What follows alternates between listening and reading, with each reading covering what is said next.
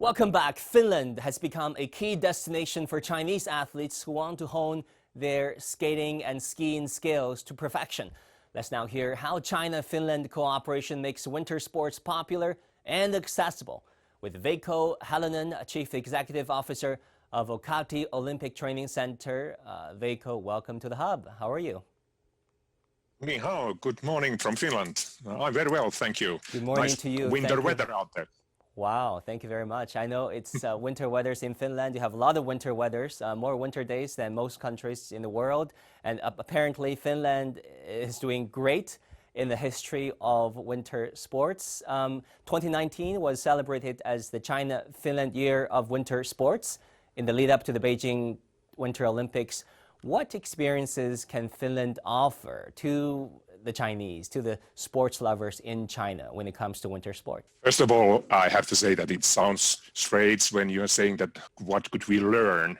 Billion people of Chinese, but we are only 5 million here in Finland, middle of the winter. But happy to be in cooperation with China, and we were so proud of this common winter sport here. Of course, half of the year we have snow and we have winter and ice, and we've learned to enjoy also the winter. Perhaps this is the most important thing. I would point one thing which was very interesting, and that was the president of China, President Xi. He announced that 300 million Chinese should be involved in winter sports. And I was so happy to hear about that, because I have to tell you that we actually have a same kind of history in 50s, 60s, 1950s and 60s.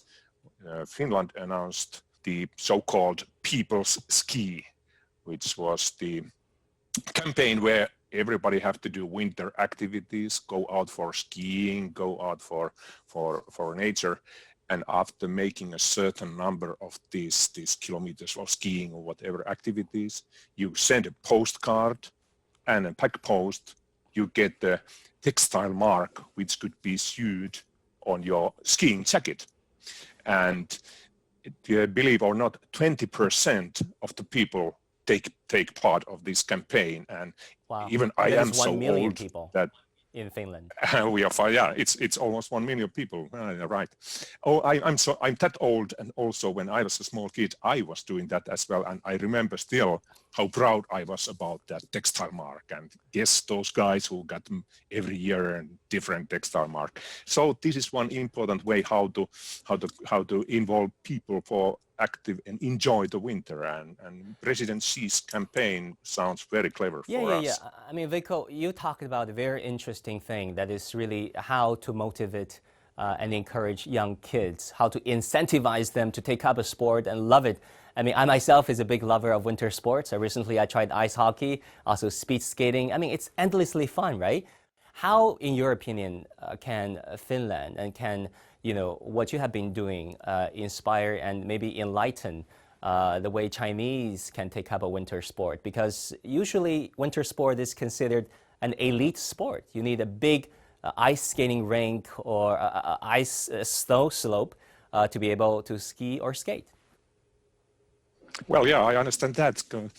Because here in Finland, as I mentioned, half of the year we have snow and we have ice. So we are so used of enjoying this that it's not elite, not at all. It's not expensive. Like, how would I say, at the moment out there, you can see the grandparents with their grandkids sliding with plastic sleds downhill and enjoying the weather, and we borrow these skis for the beginner if they want to taste and try it, and this kind of things with the keep it the level down enough and cheap enough for every people. Just enjoy the snow and ice the way everybody find it easiest and the best. Of course, also our main target here in the Olympic Training Center is to make up the top skiers, top athletes, and after they have been winning medals in Olympics or World Championships, those will be the models for the many of us active people who want to try that. Well, looks so nice. Yeah, so it's a lifestyle. it is a lifestyle. You have to live the sport. I mean, last time I checked, Finland is leading actually the medal count in the history of winter sports, Winter Olympics, right? I mean, it has an outsized influence and impact when it comes to winter sports achievement. In what ways, Veikko, do you think China and Finland can perhaps work together when you think about President Xi's ambition to turn 300 million Chinese to be winter sports lovers, and also considering that Finland is a country that has a great winter sport tradition. But we also have the COVID, right? So people cannot readily and easily travel. As I mentioned, there's two different things: the top athletes, the coming Olympics, these kind of events, which are very important for all of us. Millions and millions and millions of people are following them and seeing the beautiful events and beautiful venues and statistics, and that's of course very important and a way also. Also, we need to get more and more famous people to be involved with the winter sport, like quite famous guy out there in China was Wang Guan, the actor, was famous actor. He visited there, enjoyed the winter activities, and we had a very good time with him. Idols will be very good part of the getting winter sport activities more famous also in China, I guess. That's the way. I mean, yeah, of course, you've got to have some stars and celebrities to inspire more people to follow suit. You once said that, the Chinese athletes' individual skills are not at elite level, but their potential is world class, and the goal is clear. You want to help them be the best. How do you think that can be achieved? Oh, well, yeah. We found it very clear in last 5 years. We've done the cooperation with the Chinese athletes. When we are 5 million, if we found here a talented young people who want to be involved with the winter sport, we have to take care him or her like a gold nugget.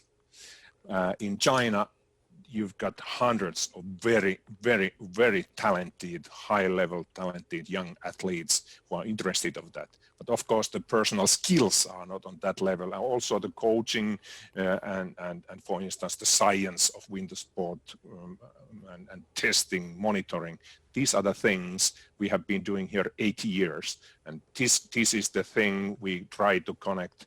And I don't mean that all the coaching know-how is here in Finland, not at all, but especially in the winter sport and skiing, for instance, there we have some special skills and experiences and know-how which we'd like to deal with the Chinese. And this is the thing we are doing here, and the goal and coming years, I'm definitely sure also the Chinese skiers and ski jumpers, biathlonists will be in the top. I'm definitely sure. I mean, can you share with us some stories when you work with your Chinese counterparts, help them train and bring them to the next level? Because as far as I understand, China and Finland have two very different sporting systems. China, at least in the old days, inherited what people call a Soviet nationalized sporting system, although it is evolving itself right now. But Finland has a private market-driven system. Do you look at that way too? I wouldn't say that there is only one way how to do it. Definitely not. We have to combine all the best know-how from Chinese athletes, Chinese coaching systems, and also our perhaps things which are different is, for instance, motivation. As I said, when we found the young athlete as a gold nugget, the most important thing for us is to keep her or his own motivation up here. And this is, for instance, one small difference between the coaching systems. But combining these two very talented young Chinese athletes and the top science and the best coaching in good facilities, that will be the way to get on. And I have to tell you that, for instance, when we have had in past years those Chinese athletes and their own coaches here, for instance, we had a very, very good lecture made by one of the Chinese coach who used to be a coach in rowing and canoeing, and he learned us how you guys are doing that in China. And this kind of cooperation will be the most successful way to get also the Chinese athletes on the top. Also, we know that there has been an ongoing training program for Chinese national teams at Vuokatti Olympic Training Center, and you're the CEO of this very center. I mean, how are things faring? How are things going in the center? Yeah, well, we're doing fine. Of course, you mentioned this stupid COVID. It's been a problem all over, but lucky us, we've been doing very well even in this COVID period. And the last time, approximately 40 different countries are training here as our guests, and the top athletes in the winter sport from all over the world coming here to use our facilities and the coaching. But at the same time, it's not only that. Even our target is clear to make the top athletes. Very important part of us is the making holidays for active holiday makers. Every year we have about 800,000 guests visiting in our resort and the area who are just normal active people like you and me, and doing the winter sport and going out there. And this is also very important to combine the top athletes and the active people's important because of the business and because of the investments have to be paid in coming years.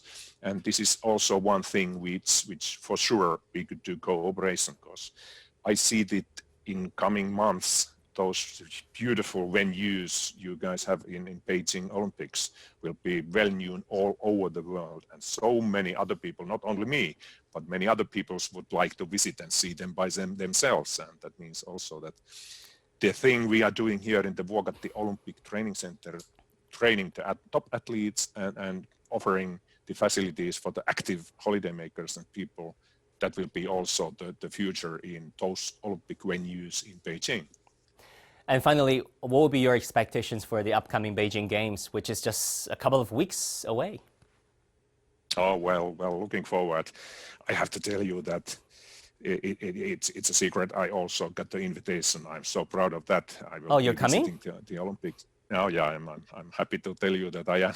Wow. And one small You better quick, detail because is there's that, a quarantine process, right? Or oh yeah, maybe there's a that's closed why management I'm system.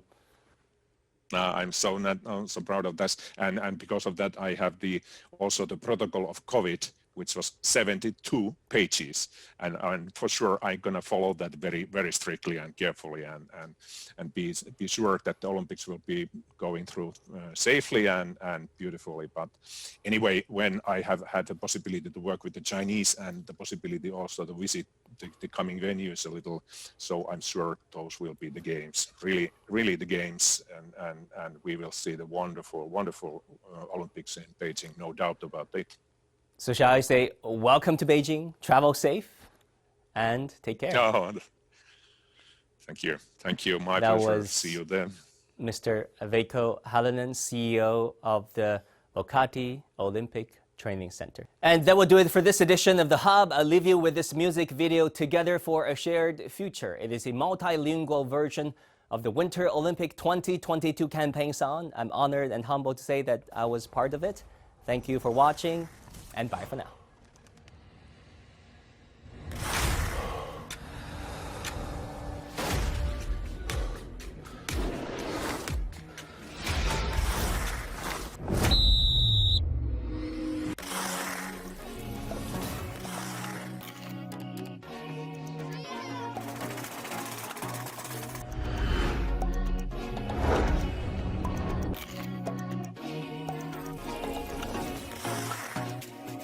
There's a twinkle in your eye, reflects the snow that gently covers the tiles. Fly high, high, high to the sky， 天地洁白一片片存在。Мир так увлекателен, и зима время любви чудес. Fly, fly, high to the sky, c'est un beau manteau blanc sur le sang. Махаббат кабылинiyek, өмірден ғажабын көрейік. Together for a shared future, you and I, we can touch the sky. Нам всем нужен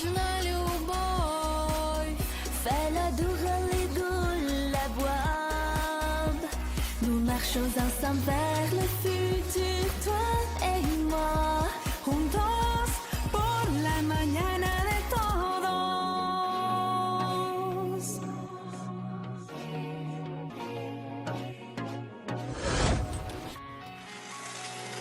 Время падать ждет тебя. Все танцуют и на сердце легко. I see the sky, see the worst you could have graced away. El futuro jura amor, es tan puro, claro y diáfano. Fly, I do the sky.